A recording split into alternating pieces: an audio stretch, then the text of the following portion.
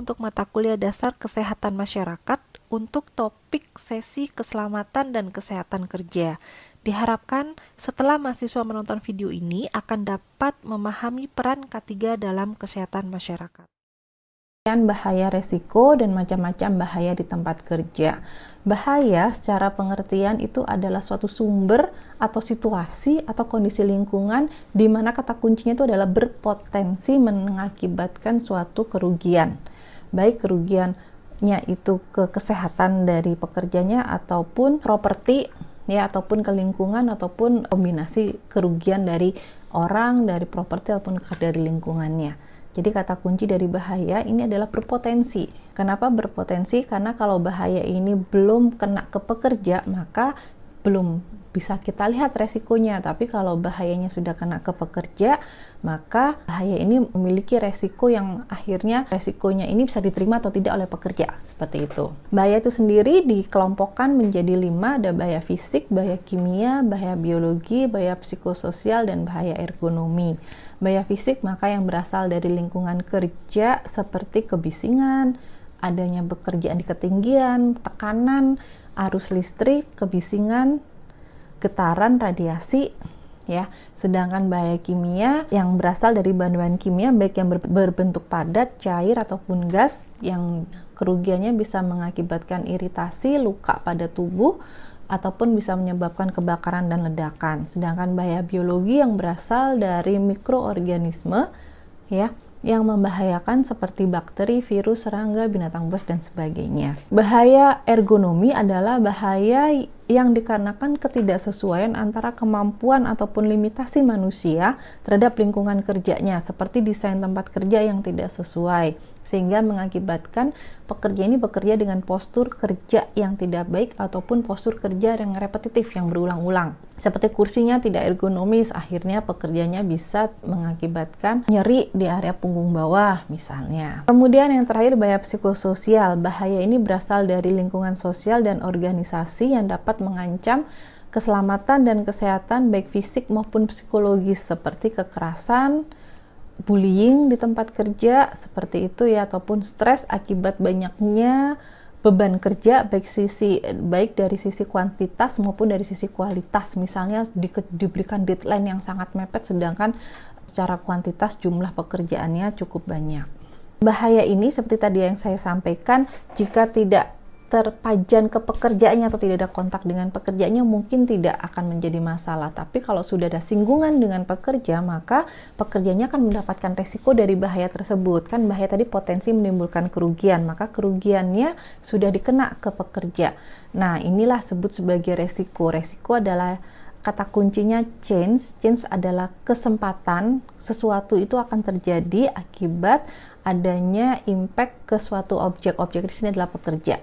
Ya, nah ini contohnya misalnya di situ ada bahaya fisik dari pakunya tajam misalnya. Tapi kalau pakunya ini berada pada posisi yang jarang dilewatin orang maka resikonya kecil. Tapi kalau posisinya berada di depan pintu maka resikonya menjadi besar karena kemungkinan orang lewat dan tertusuk paku yang tadi ada itu menjadi lebih besar. Maka kata kunci dari resiko ini adalah change atau kesempatan. Nah dari sini, kita bisa lihat bahwa resiko itu ada resiko ke kesehatan dan resiko keselamatan. Tujuannya sama, untuk menurunkan tingkat resiko yang terkait keselamatan ataupun kesehatan supaya pekerja ini tidak sakit ataupun tidak celaka di tempat kerja. Ya, nah ini seperti gambar di sini bahwa bahaya ini bisa kena ke objek. Objeknya di sini adalah ke manusianya gitu ya. Terus kalau sudah terpajan ke objek atau ke pekerjanya maka akan terjadi dampak. Dampaknya di sini adalah yang dirasakan oleh pekerja ini seperti apa. Nah, hasad kena ke objek ini bisa dari beberapa kejadian. Jadi ini adalah event ya, dari beberapa kejadian yang misalnya satu kejadian tidak ada dampaknya tapi dari kejadian-kejadian lain itu bisa terjadi, bisa keluar outcome-nya atau dampaknya. Banyaknya kejadian-kejadian di sini itulah yang disebut sebagai probability atau chance atau kesempatan tadi. Nah, probability ini yang dihitung dalam resiko, kemudian dikalikan dengan kalau terjadi dampaknya bagaimana. Oleh karena itu, rumus dari resiko adalah probability kali dampak. Contohnya misalnya yang tadi yang paku. Ya kalau pakunya ada di sudut ruangan, di situ jarang orang lewat, maka kejadiannya atau probabilitasnya kecil tadi kan. Nah, kalau terkena bagaimana? Terkena kakinya bisa tetanus misalnya, berdarah gitu kan. Nah, kalau pakunya tadi posisinya ternyata depan pintu, maka probabilitasnya atau chance-nya juga semakin besar.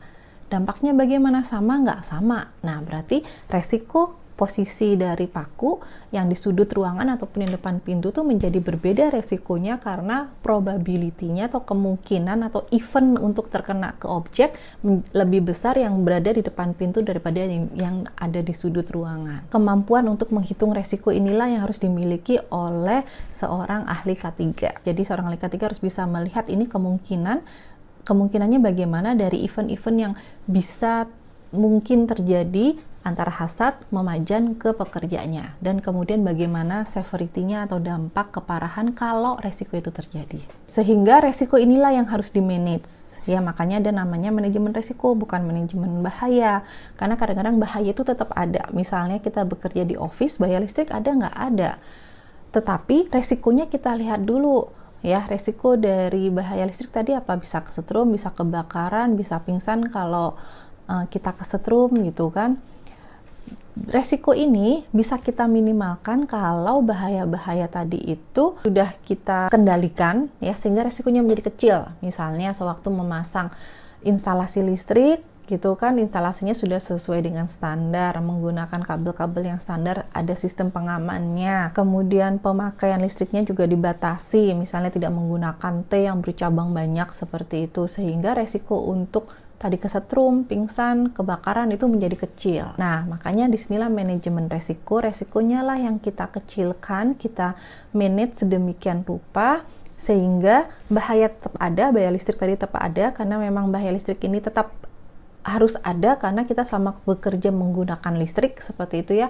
Tetapi resikonya sudah di-manage sedemikian rupa hingga ke resiko yang bisa diterima oleh pekerja. Tahapan dalam manajemen resiko yaitu dimulai dari persiapan, kita harus bisa mengidentifikasi dulu semua bahaya. Nah, setelah bahaya diidentifikasi, maka harus dianalisa resikonya. Analisa resiko yang tadi tetap melihat berapa kemungkinannya dan berapa tingkat severity-nya atau dampaknya. Di sini adalah akibat.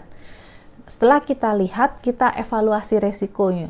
Evaluasi resiko itu untuk leveling dari resiko, apakah resikonya ini resiko yang tinggi, resiko yang sedang, ataupun resiko yang rendah yang artinya bisa diterima. Nah, kalau kita tahu bahwa resikonya itu tinggi ataupun resikonya akan bisa menjadi tinggi, atau kalau kita bilang resikonya sedang tapi kemungkinan untuk menjadi tinggi ini menjadi besar, maka harus segera dikendalikan. Inilah tahapan dari manajemen resiko, di mana dalam setiap tahapan ini diperlukan adanya komunikasi, konsultasi dengan pekerja ataupun dengan manajemen kerja di sini yang terkait dengan aktivitasnya, yang lebih tahu ya bagaimana resikonya, karena bahaya itu juga bisa berasal dari aktivitas.